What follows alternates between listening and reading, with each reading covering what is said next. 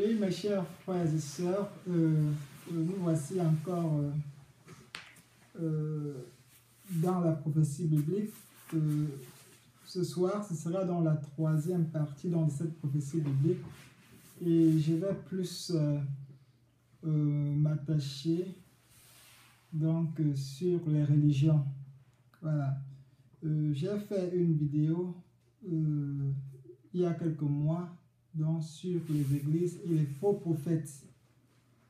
Alors, quand j'ai commencé à parler donc des signes dans le temps, il y a eu des amis musulmans qui m'ont écrit et ils m'ont demandé alors, Dieu dit Jésus vient, qu'en est-il de nous musulmans? Alors, mes chers frères et sœurs, Dieu ne connaît pas les religions. Dieu ne connaît pas les religions. Les religions, pour Dieu, sont des fabrications pures et simples des êtres humains pour leur intérêt égoïste. Dieu est un Dieu d'amour. Dieu souhaiterait que nous tous nous soyons sauvés. Mais pour le faire, il y a une démarche. Dieu nous a tellement aimés qu'il a envoyé son Fils unique, qu'il accepte comme sauveur, sera sauvé. C'est Jésus-Christ. Jésus-Christ est la voie, il est la vérité, il est la vie. Donc, ceux qui sont chrétiens, vrais chrétiens, ça veut dire pour Dieu, celui qui croit en Jésus, c'est celui qui respecte ses commandements, comme je l'ai dit dans les vidéos précédentes. Pour ceux-là, ils seront enlevés. Ceux qui ne sont pas chrétiens et qui acceptent Jésus comme le Sauveur, alors il devient un né de nouveau et eux aussi seront sauvés. Mais dès lors que vous acceptez Jésus comme Sauveur, ce n'est pas avec la bouche, il faut que ça vous vienne du cœur. Et aussitôt, commencer à marcher suivant la crainte de Dieu, en respectant ses commandements. C'est ainsi que l'Esprit Saint doit s'installer en vous. Pourquoi? Parce que l'Esprit Saint est toujours en opposition avec la force du monde. Alors, c'est de cette façon-là que vous devrez être sauvés. Si c'est le dernier jour que vous acceptez Jésus comme sauveur et que vous suivez ses commandements, il ne vous laissera pas derrière.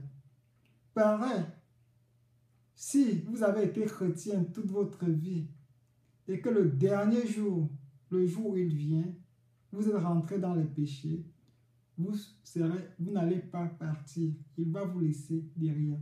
C'est pourquoi nous vous demandons d'être vigilants, de rester dans la prière, d'éviter tout ce qui peut enlever votre salut en respectant donc les commandements donc de Dieu. Alors, je vais prendre le livre dans le 1 Corinthiens dans la Bible, dans le chapitre 3, du verset 3 à 9, et pour vous montrer que toutes ces créatures, ces discussions dans des religions, c'est purement nos égoïsmes, nos intérêts personnels qui ont mis sur pied dans ces multitudes d'églises et il y a pour conséquence toute cette division, toute cette haine. Et le Seigneur, il le dit, personne n'entrera dans le royaume s'il n'obéit au commandement de mon Père. Alors, donc, ceci étant, chers frères et sœurs, je vais lire ensemble avec vous le livre de 1 Corinthiens du chapitre 3, versets 3 à 9. Alors, il est écrit, « Parce que vous êtes comme des hommes livrés à eux-mêmes, en effet, lorsque vous vous jalousez les uns les autres et que vous vous disputez, n'êtes-vous pas semblables à des hommes livrés à eux-mêmes? Ne vous comportez-vous pas d'une manière toute humaine? Lorsque vous dites « moi je suis pour Paul » ou « moi pour Apollos », n'agissez-vous pas comme les autres hommes?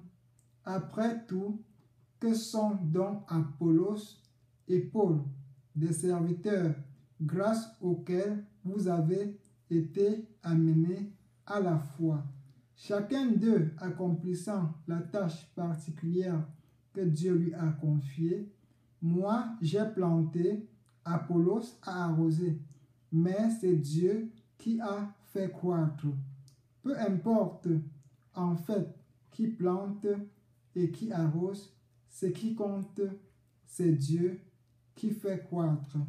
Celui qui plante et celui qui arrose sont égaux et chacun recevra son propre salaire en fonction du travail accompli. Car nous travaillons ensemble au service de Dieu et vous êtes le champ qui a cultivé ou encore vous êtes l'édifice qu'il construit. Alors, vous comprenez donc, chers frères et sœurs, que Dieu, c'est un Dieu d'amour, ce n'est pas un Dieu de division. Toute la haine que nous vivons dans le monde aujourd'hui, c'est à cause des religions. Donc, arrêtons ces religions et concentrons-nous sur l'essentiel. Jésus, c'est le chemin. Et celui qui aime Jésus doit marcher selon la volonté de son Père. Celui qui aime Jésus doit l'accepter comme sauveur. Dans ce jour-là, les chers frères et sœurs, ne croyez pas que Jésus ira dans les bâtiments enlever les gens. Non, Jésus va enlever chaque personne qui aura marché comme il a demandé.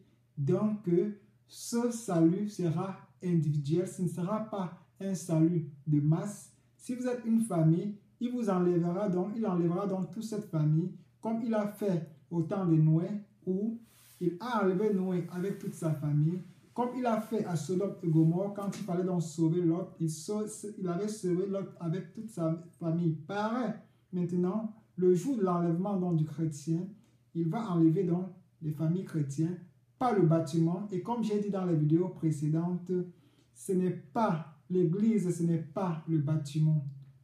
C'est notre corps qui est le temple du Saint-Esprit. Et comme je vous ai dit dans l'une des vidéos, mes chers frères et sœurs, repentez-vous. Pourquoi? Parce que Jésus, dès qu'il va revenir, seules les 5 vierges sages seront enlevées. Les 5 autres ne seront pas. Pourquoi? Parce qu'ils n'ont pas préparé assez de pétrole. Ceci étant, chers frères et sœurs, restons unis dans l'amour du Christ. Laissons les religions à côté. Nous sommes tous les enfants du même Dieu créateur. C'est un Dieu d'amour. Ceci étant, que le Seigneur vous bénisse, qu'il vous remplisse de sagesse et de Saint-Esprit et qui vous fait voir ce que les autres hommes ne peuvent pas voir. Au nom de Jésus-Christ. Amen.